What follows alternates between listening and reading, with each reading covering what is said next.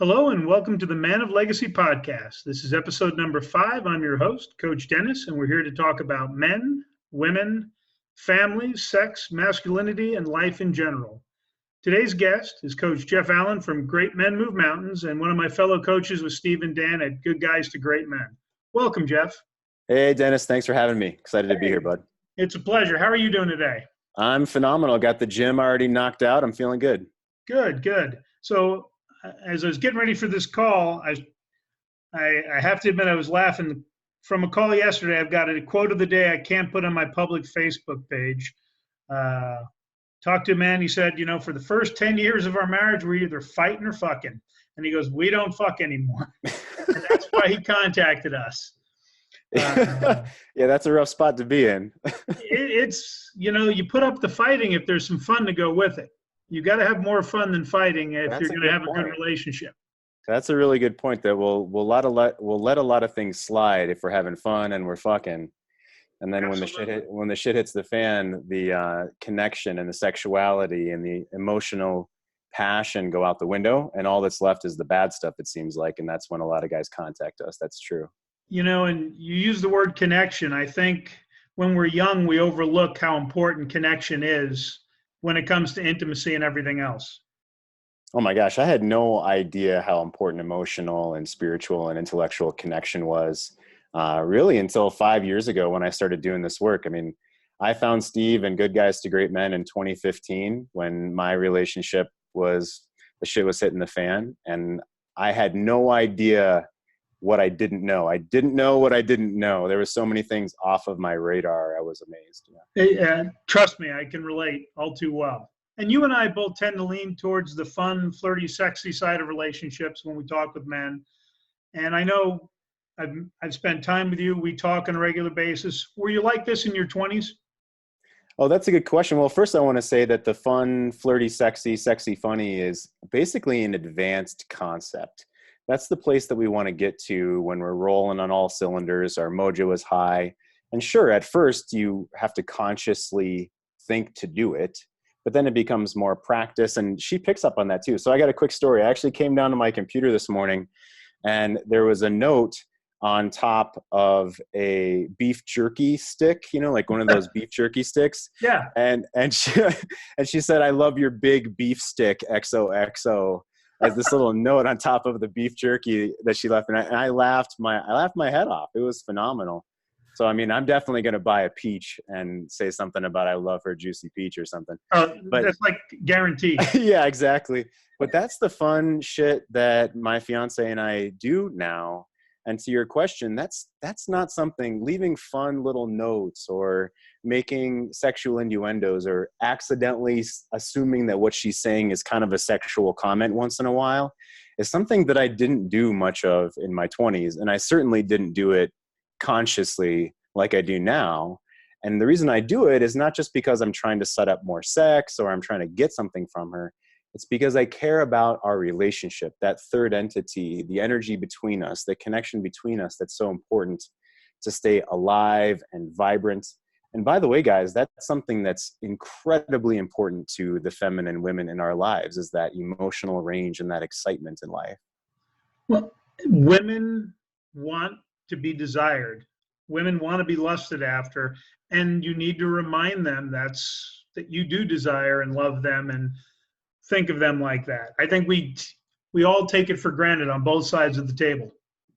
Yeah, and that's something I hope that we get into today is how do we get there? 5 years ago, if you would have told me, yeah, be sexy, funny, like what the fuck are you talking about? I'm like, we're biting each other. It's all the fighting and not the fun right now. So how can you tell me? Well, that's an advanced concept. So I hope that we get into today how to get the guys there, how to go from where you are now, which maybe you're not even sleeping in the same bedroom, which is where I was 5 years ago, to how do we get to that place of fun, connection, emotional intimacy on top of the physical intimacy.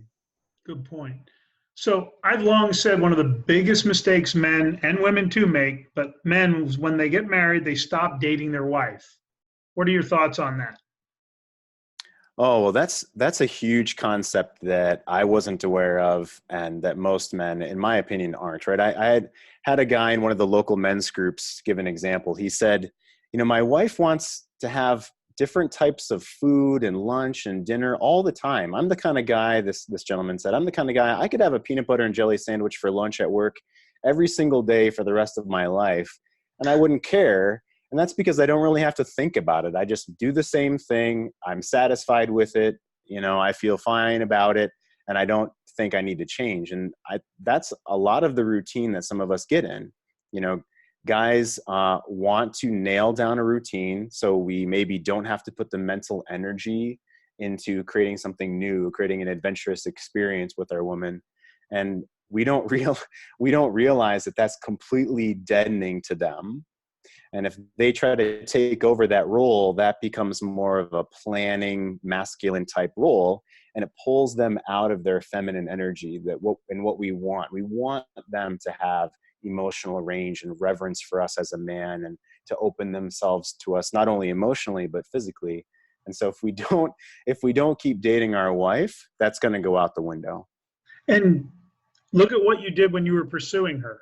There were all sorts of, because you viewed that was what was required. And I think we make the mistake of thinking that once we get them, we don't have to do that. And you, for what you just said, you nailed that answer. There's so much to it. And I love peanut butter and jelly, but I couldn't eat it every day. Right. And, I'll add that nature and biology inspire us to do those fun, adventurous things at the beginning. I mean, we're flooded with serotonin and dopamine and other hormones and chemicals, and it inspires us to want to court her and land her and get her to like us and have adventurous experiences. And we also have a bit of disillusionment because we don't know each other's deep wounds just yet. Mm-hmm. So at the same time, we feel great, and oh, you love pizza, I love pizza, isn't that so amazing? Until we get to I can't believe you love Canadian bacon. Gross. It's not even bacon. Yeah, exactly. Like pineapple, Canadian bacon, what's wrong with you? And guess what? That didn't come up before. And now we're past the honeymoon phase, and now we're eating fucking peanut butter and jelly for lunch every day, and we wonder what happened. What happened? I had a guy I worked with a few months back, never done the date planning in the marriage. He was divorced. We'll just call him Pete. And he had this woman he was going to ask out. And I'm like, well, you need to know what your plan is. You need to plan the date. And he's like, what? I said, you have to do all the planning. And he'd never done that. And I literally had to talk him through some of it. And what he ended up coming back with me, he's going, you were right. I'm like, about what? He said, the whole planning the date. She said, and I can remember her quote, it was so wonderful to have a man take the lead and plan the date. He didn't understand how powerful that was. And they had many more dates after that, because many guys see it as a chore instead of it fun. I love planning dates. It's a lot of fun. There's no limits. The only rule I have with dating is dinner and movies don't count as a date night, because you're sitting in a movie theater looking straight ahead, and at dinner you're eating, so you don't have as much opportunity for conversation and connection. It's not that you can't have a dinner and movies out with your wife or girlfriend, but that's not a date night in my book. That is going to see a movie. And I look at that differently. Oh, absolutely. And I also don't recommend sitting across from her at a restaurant for an hour and a half unless things are going really well in the relationship. And most of the guys we're working with, the things aren't going really well. You don't want to be stuck in one place and be sort of forced to go through multiple courses for a big chunk of time if things aren't going awesome right now, to be honest with you. So, I mean, for instance, let's give some examples, right? So I recommend going to at least 2 different places. You need to plan going to 2 different places. Yeah. So she feels taken around and a bit on an adventure, and like you put effort into this, like you cared about this. They don't need to cost money. One might be a picnic and followed by a walk in the new art district where you're looking at street art. Or maybe there's a new comedian at a local pub that's literally free, and you buy one drink and you watch the comedian, or there's, you know, an art opening, or you want to go shoot pool at a local place. I mean, whatever you're into, right? You take a hike at Pikes Peak or Devil's Backbone here in Colorado. That can definitely be one of the things. Maybe you stop and you talk deeply about one of the rock arches that you find along the way on this hike, and that's one of your stops, right? So these can be free. They don't have to be a long amount of time, but you do need to plan them. You do need to think ahead and bring her on a little mini adventure. Good point. And there is a lot of free stuff out. There's free music everywhere nowadays. Good acts, well-known acts. A couple of years ago, Eddie Money was playing a free concert at a shopping center that brings in well-known names all the time. And, you know, it's just stunning, the former huge acts that you can go see for free with a little bit of research and planning. Yeah, and I'll move into a different concept here, Dennis. Here's a concept that I didn't realize when I was younger. My son now is 15 years old. And so back when I was, you know, he was young and we were in parenting, I was in parent mode and work mode. And she was in parent mode and work mode, right? Mommy mode and work mode. And that's not a turn on for her. She needs emotional connection before physical connection generally, right? The rule of thumb is a lot of guys need physical connection to feel emotionally connected, and women are the opposite. They want to have emotional connection first. And so if we don't move her into a space of adult, one-on-one, intimate time with you as a couple, so that you can grow, like I said, that third entity. There's you, there's her, and there's the relationship as the third entity. And if you're not giving attention to that third entity, like it's another child or like it's a business that you're growing, you actually have to think about that. And if you're not giving the two of you space to go out and be adult and intimate and passionate, or even just connected without the kids there, without the other pragmatic stresses of life and bills and all that shit, she's going to have a hard time moving into her feminine, because all those other things are very directive, very masculine, very goal-oriented, moving out into the world, setting boundaries for her children. That's not a opening up feminine sexual way to you. So if you're not taking her on these little mini adventures, and by the way, maybe that's 15 minutes after the kids go to bed, and you walk outside and you say, let me show you this new app where we can pull up all the planets and all the constellations, and how amazing is it that the light took this many years to get, right? So you talk more deeply with her just one-on-one. If you're not doing that, you're abdicating your responsibility to give energy to that third entity. It's like ignoring your business or ignoring a child. It's not going to thrive unless you give it focused attention. Never turns out well when you ignore it. Yeah, exactly. In that relationship, in that third space, I look at that's where the sexy woman mode that she can step into, that's where it lives, grows, and thrives. And yeah, when we get into work and dad mode, work and mom mode, that if you starve something long enough, it doesn't come back, at least not in the current relationship. And I think we all, we look back how clueless we were in our 20s about this. These are things, I know you talk to your son, I talk to mine about this, and we have so much more knowledge about this now that it will bode well for future generations, hopefully. Oh God, absolutely. And that makes me think, I just hear the voices in the background of guys listening to this saying, well, right now it's a shit show. Right now she's closed down. I'm not getting any affection from her. It starts usually with the physical stuff, right? We haven't had sex in however many months, or it's been bad sex twice over the last year. I just heard that a couple of days ago, right? Or she's not going to want to do this stuff. This feels down the road for me. So let's frame really fast the first couple of stages of coaching, right? So the first stage of coaching is helping a man stop making just horrible, egregious mistakes that are going to continue to sink your relationship that you probably don't know. Yeah. So we got to, Hummingbird. Yeah. So we got to stop the shooting yourself in the foot. We got to stop the hummingbird. And the next is, how do you create healthy space between the two of you, and you as a man grow in your own value, your own mindset about who you are as a man in the world, regardless of dad, regardless of worker, regardless of husband. Who are you as a man?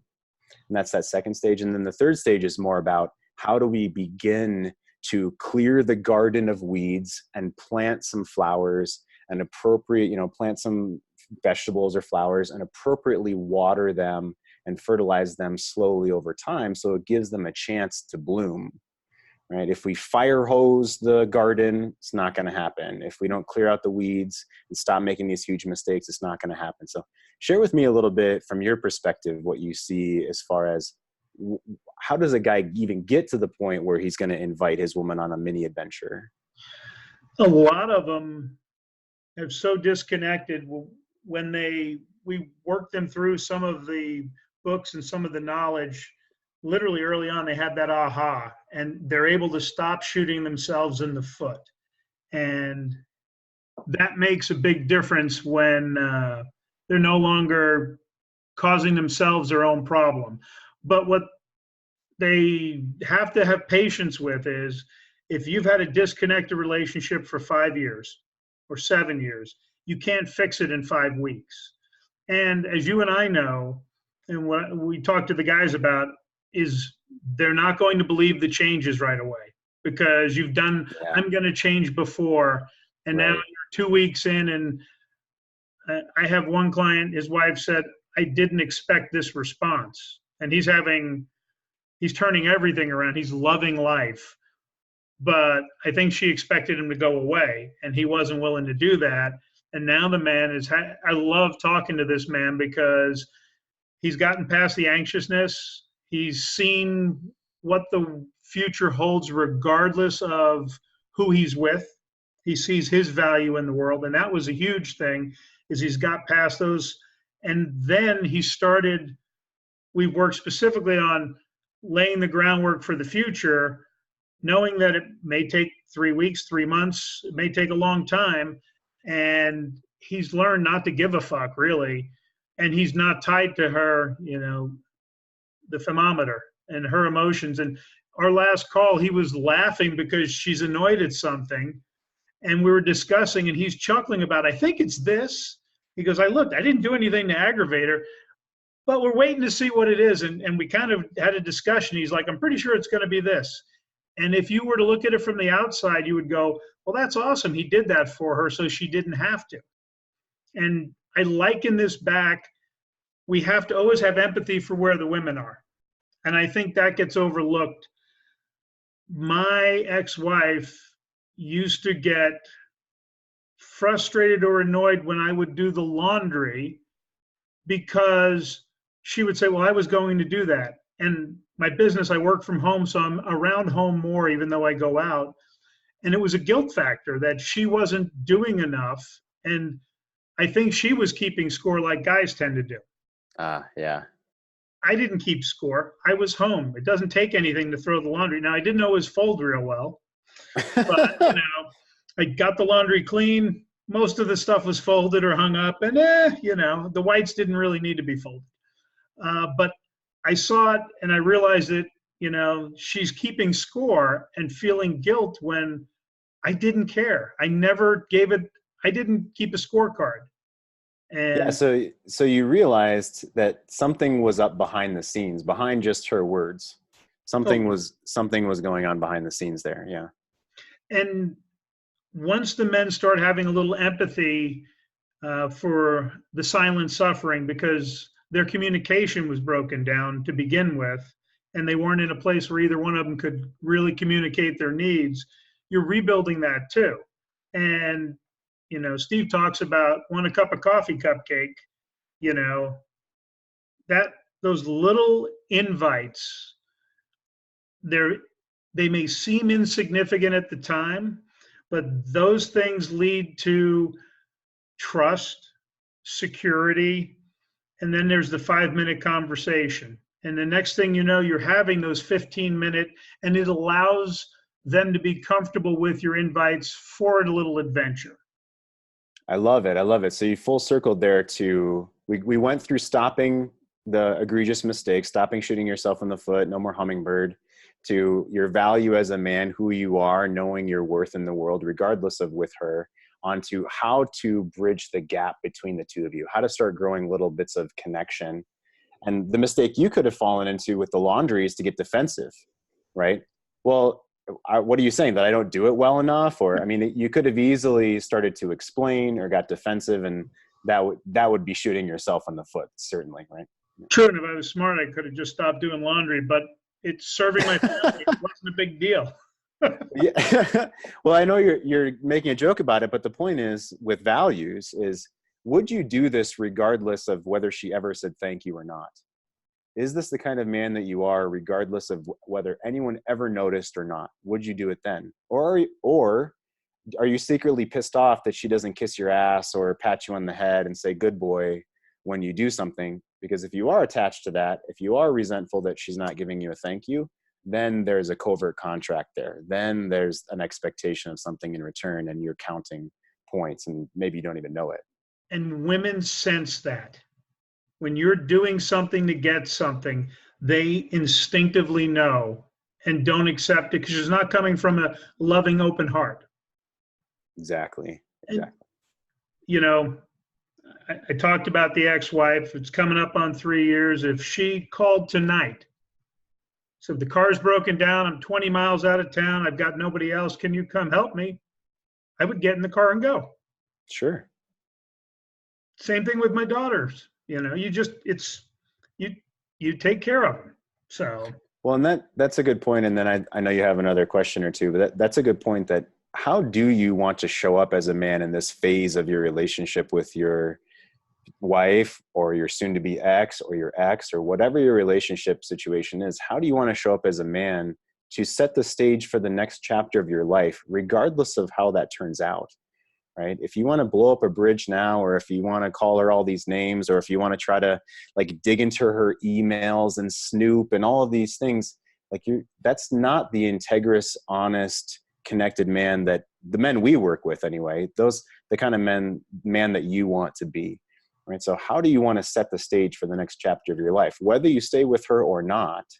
And it's certainly, if you have kids involved, you two will, she's going to be your co-parent for the rest of your life, by the way, not just till they're 18. Yeah. So how do you want to set this up? And it sounds like you have a healthy enough relationship where, you know, there isn't animosity between you and your ex, where you would help her. You feel like you're the kind of man that regardless of anything else, you would go ahead and help her if she was in need. And I love Absolutely. And I talk about the men. What kind of legacy do they want to leave? Because their kids are watching. Doesn't matter what you say, they're watching how you treat their mom. And then when you go through a divorce, they're still watching how are you treating their mom. And let me tell you, that can do incredibly good things for your kids or cause a lot of damage. Absolutely. Yeah, absolutely. All right. What is the number one fear you hear from men lately that we work with? Well, the first, and I connect with this because my son was 11 when we divorced, when his mom and I divorced. I'm now with a different woman. We're engaged. We've been together for almost 3 years. She's lived with me for over 2 years at this point, but my son was 11 when we got divorced. And the number one fear, I think, is breaking up the family unit. And this is a tough conversation because not everything is within your control.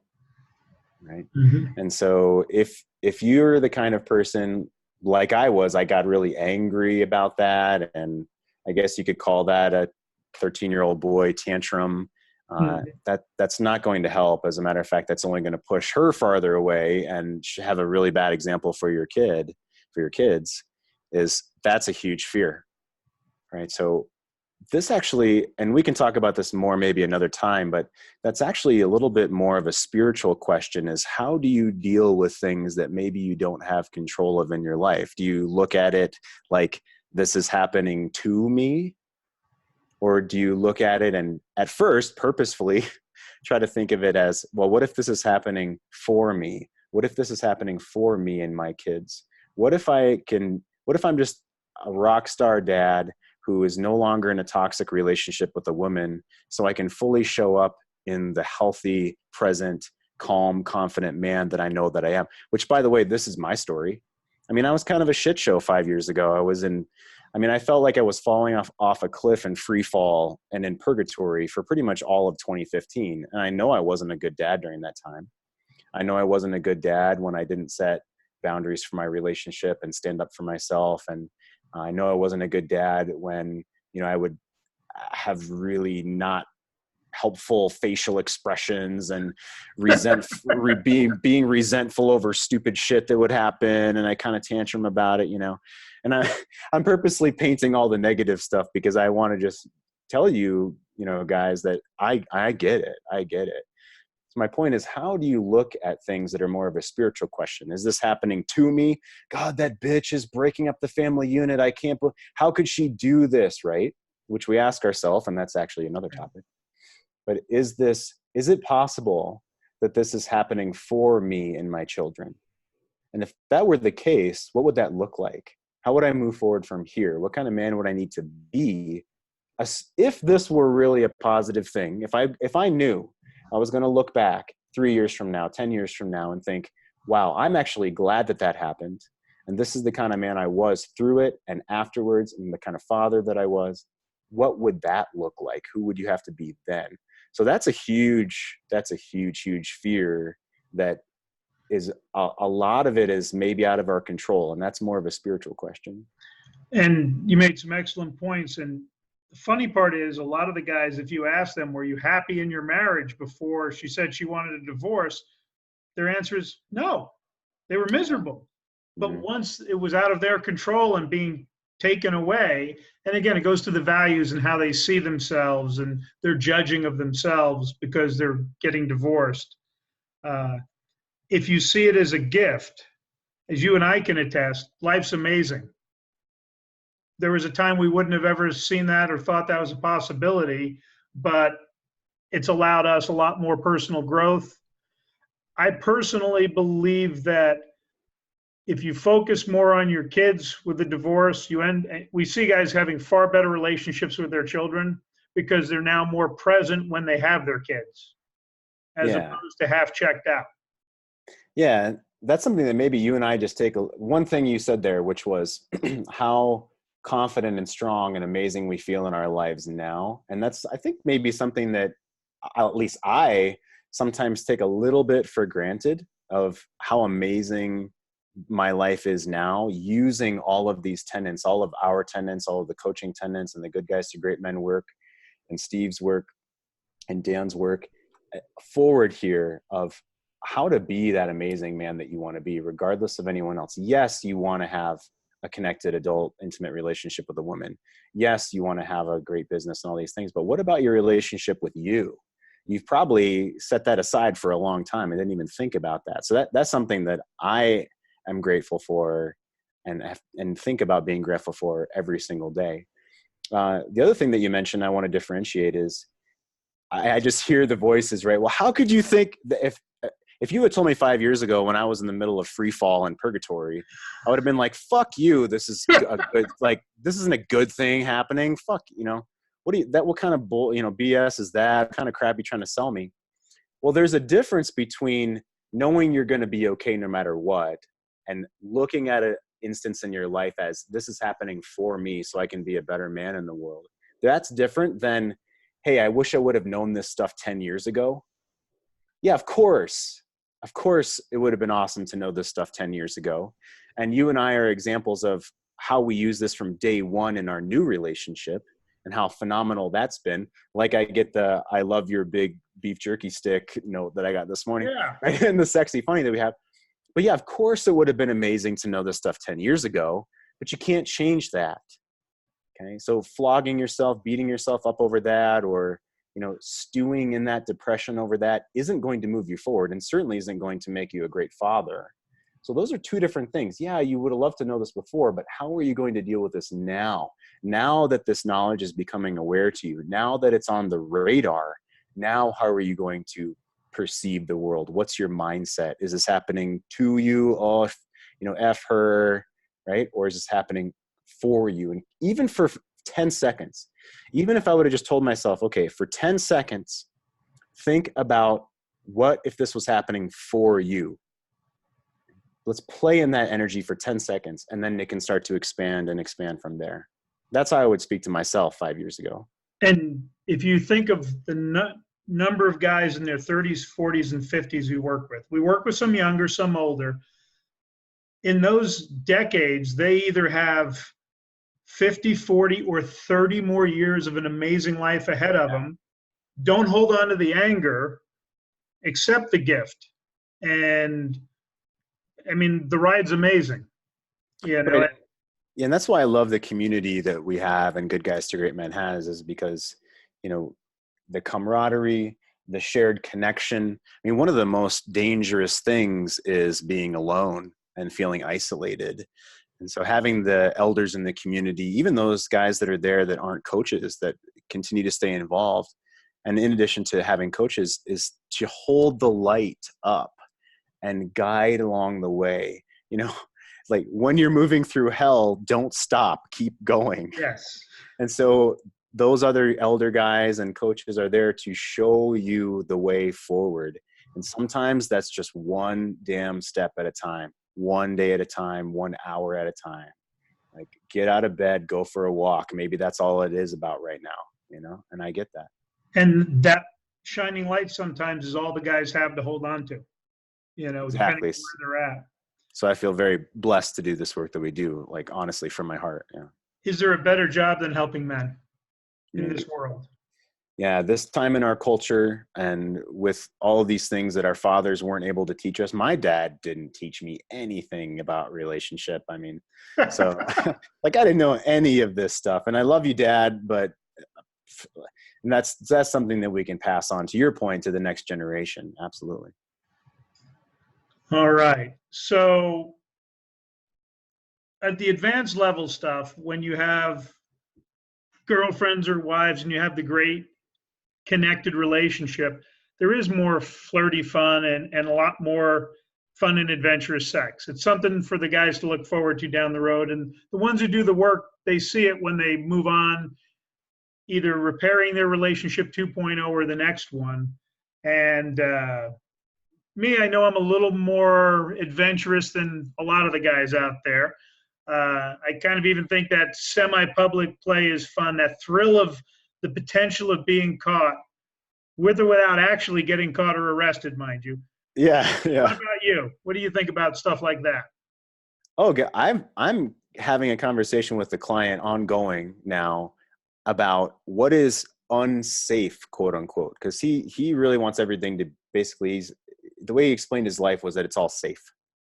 And his wife had this amazing long business trip with all her colleagues, and she kind of lived this movie life for a couple of months, traveling, not having to be a mom, all this stuff. And she got enamored with that life and came back and told him that she's, you know, doesn't feel like she's in love with him anymore. And that pull of the excitements of life made her look at her relationship with him in, you know, in a dim light.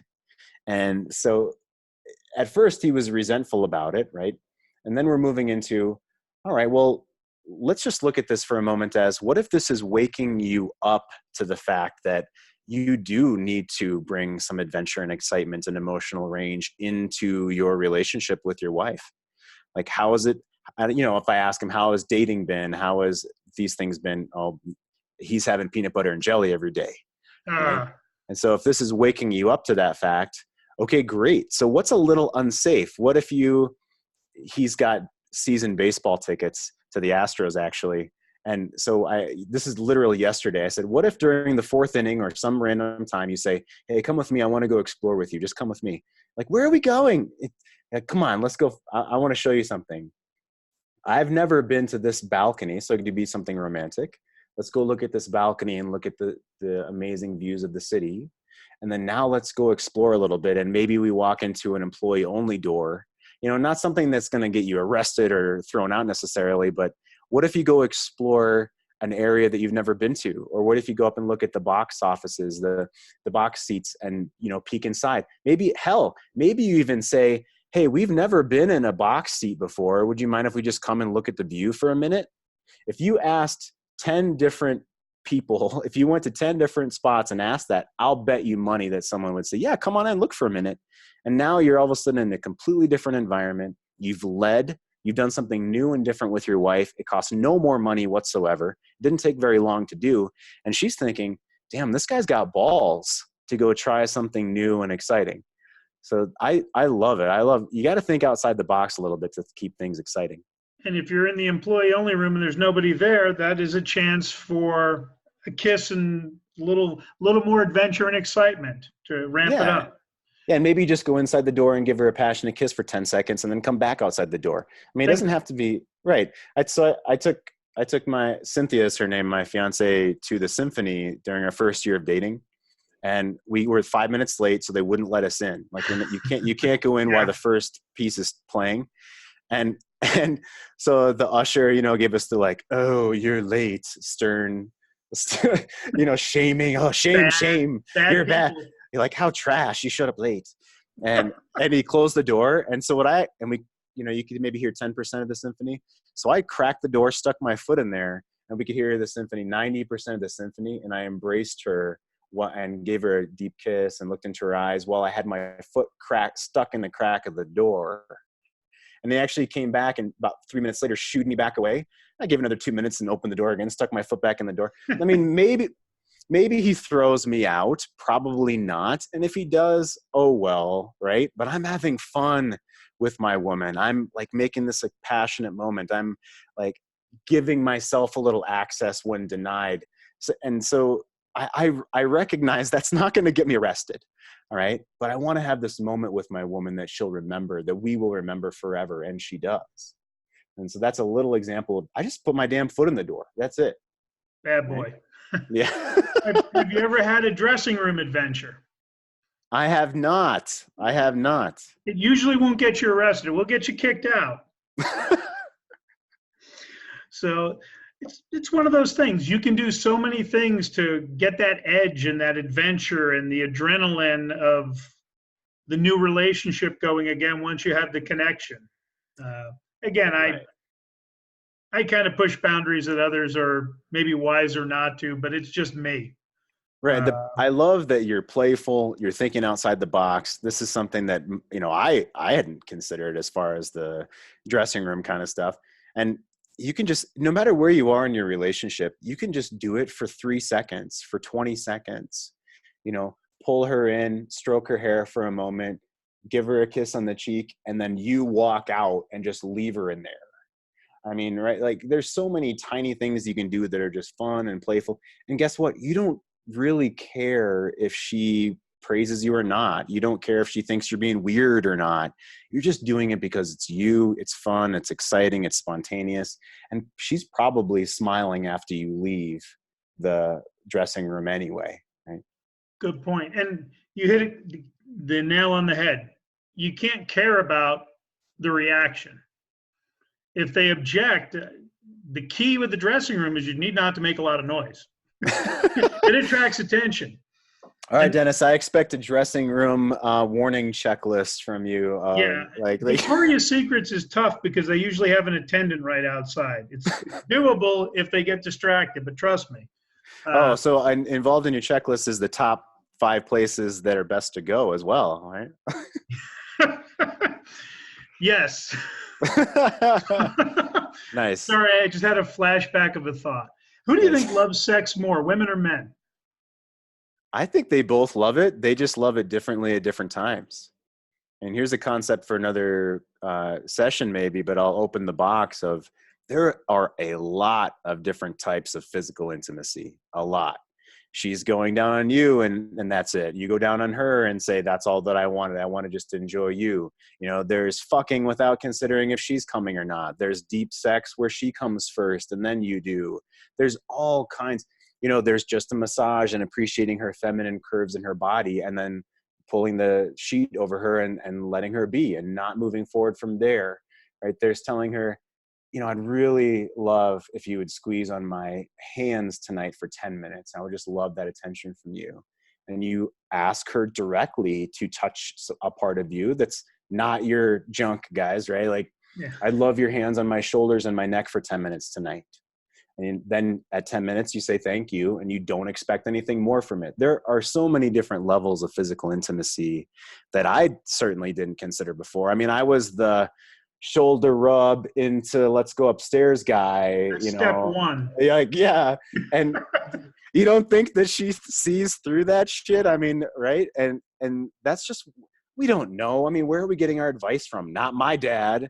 And Yeah. otherwise, like Playboy magazine when I was 11 years old. And otherwise now it's just whatever you freaking Google on the internet. So we don't learn how to grow emotional intimacy, spiritual, intellectual, and then different types of physical intimacy. There's all different kinds.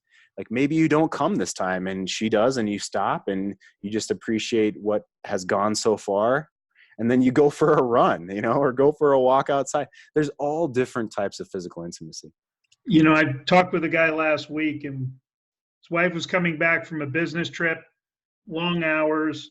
And we talked about, because he kind of was hoping there'd be some welcome home sex. You know, I'm home, and he was ready for it. I said, what about the man who knows his wife's exhausted and gives her a deep kiss, says, I know you're exhausted, gets her and tucks her into bed, gives her a kiss on the forehead and tells her, I'll get the kids to bed, don't worry about it. Think about how she's going to think about him when he does something like that. We get too transactional, I think, when it comes to sex. You're rub the shoulder. We've all been there, you know, especially in our 20s. If I do this, then step two is this.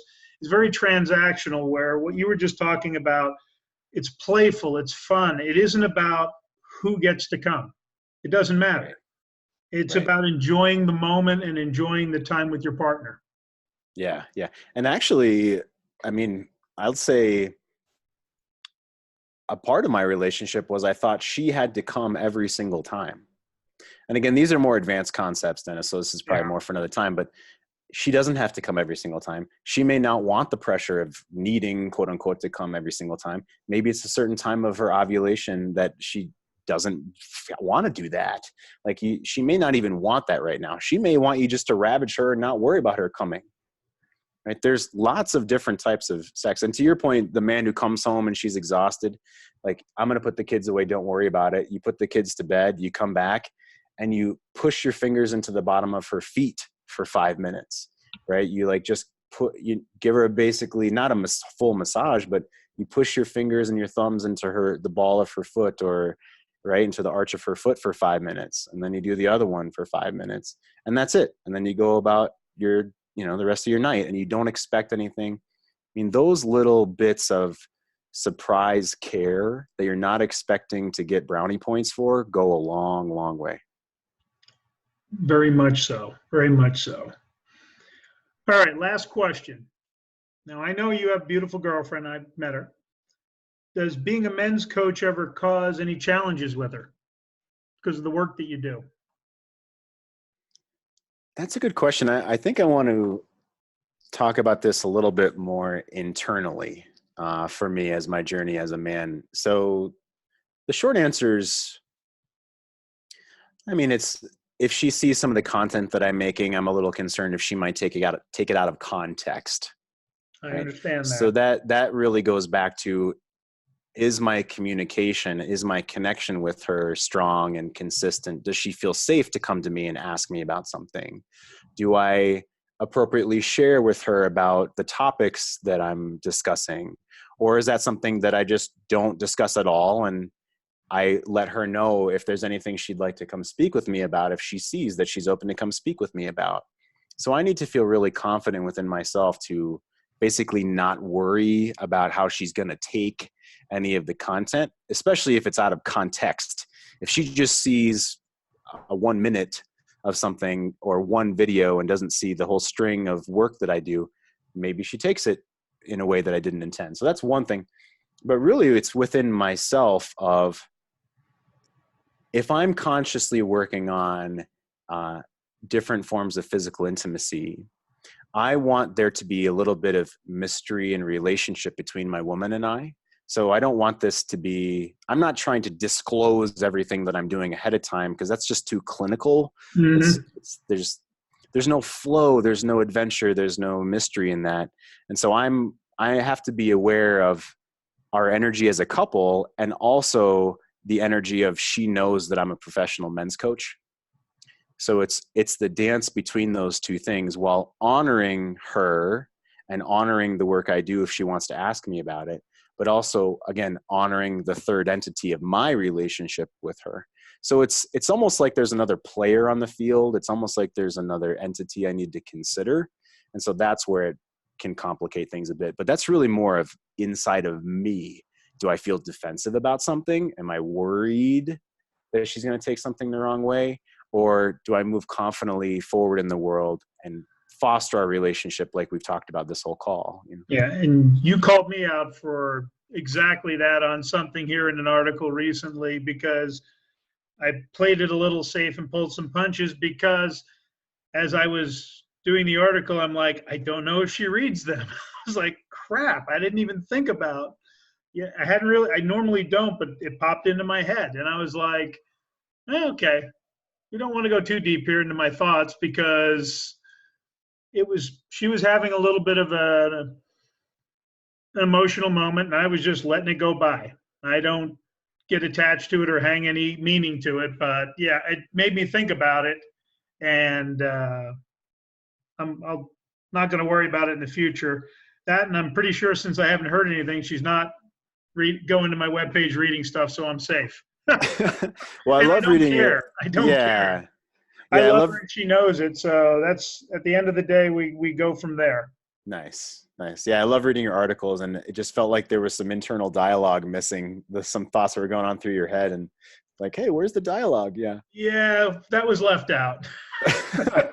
That's all right. Well, hey, again, you and I are always constantly growing. Yes. So it's not like there's an end destination of utopia that all of a sudden we're these gurus or any BS like that. We're constantly sailing from island to island as well. We're constantly circling back into this work. We are reading the books that we're assigning. We are reading for the third or fourth or 10th time books that we're assigning for men as well. You know, I try to read every single Facebook post in the roundtable and on Good Guys to Great Men.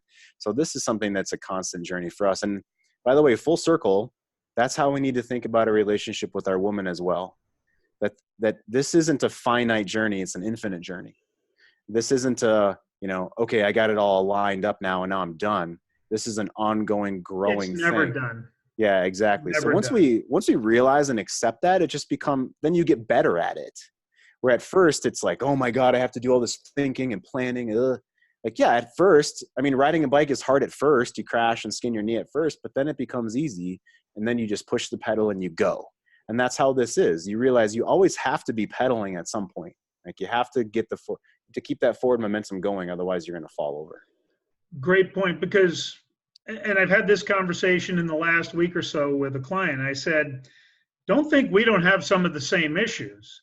The difference is, because we've been doing this work and what we do longer, where you might go into a funk for 5 days, we might have 10 or 15 seconds or a minute of negative thinking, and we'll be like, oh, what are we doing? And we will snap back to the more appropriate frame, and we'll catch ourselves and I've seen it with some clients where they go from days when there's an issue to hours, to where they're figuring it out in midstream that they're screwing up and making the correction.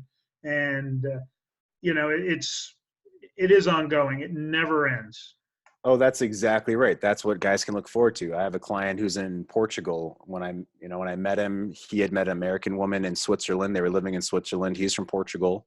They were in the middle of separation when I first started working with him. That he was completely exploding over everything, completely angry, totally launching everything at her. He hated the way that he was being with her, but couldn't stop it. Right. So fast forward 3 months, they amicably separated. They acknowledged that they both wanted to see other people, basically, or be open to see other people. So 3 months later, he's living back home in Portugal, literally dating a woman who's a surgeon. He works with Doctors Without Borders, and he also works with digital marketing online. He's a kite surfer at the beach. I mean, badass dude. He has a young child with his then separated wife, dating a surgeon, a woman surgeon, and reattracted his wife, who was flying in from Switzerland. The American woman he met in Switzerland was flying in to see him in Portugal. And last I talked to him, he's basically wanting to make a decision which woman to date, the surgeon or his separated ex. Both. I mean, right. That'd be So my that, answer. that was the spot he was in. And the point being, with what we're talking about now, point being, he was able to recognize what happens in his body. Like energy shoots up his chest and into his throat, and he scrunches his face before he launches into the verbal, garbage and all the body language and everything. So he's able to stop it before he starts vomiting verbal garbage all over everything, which led him to now set the framework, stop shooting himself in the foot to start with, to even have the potential to reattract his separated ex and to have the potential to date this woman surgeon as well. So there's amazing stories that you and I have. And that's a huge, huge part of what warms my heart about this work. Oh, yeah. And you're right. This journey never ends. But guys, today, this podcast is going to end. We will talk with you next time. I want to thank Jeff Allen for being on here with me from Great Men Move Mountains, part of the Good Guys to Great Men coaching group. It's been a pleasure, Jeff. Thank you. Dennis, love talking to you. Thanks for having me on.